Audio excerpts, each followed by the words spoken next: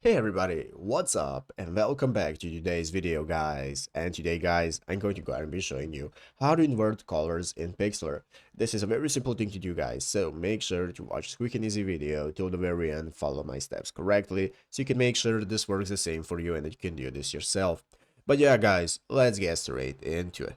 So the first thing you want to do is go ahead and open up the official Pixlr.com website right here if you haven't already, and after opening it up you'll be greeted by this main page right here, which is the home page of Pixlr, where we can get started logging into our account. So here in the upper right corner we'll have the login button that you can use if you do not already have an account. You can just go and create a new one, and after logging in you'll be greeted by this main page right here, which is the home page of Pixlr, where we can get started with opening up the photo editor. So let's go ahead and open up our photo editor right here so that we can see how to invert our colors. So after opening up the photo editor, it's going to open up this new menu where we can get started with opening up the image that we want to use and where we want to invert the colors. So open up the image by selecting it from your PC. I already have the image right here, so I'm going to just click on it, and after clicking on it, this is now going to show us this toolbar right here at the left side screen with all the effects and options that we can use, such as arranging, cropping, cutting out, and so on.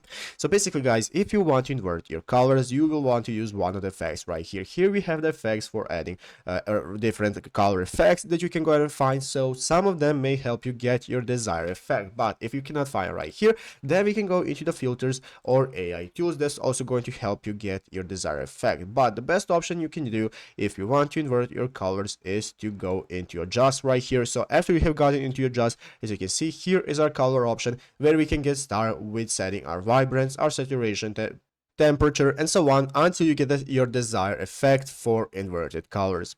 But yeah guys, basically that is how to do it. So I hope this video was helpful. If it was, make sure to leave a like, subscribe to the channel. So you guys, thanks for watching, take care, and bye.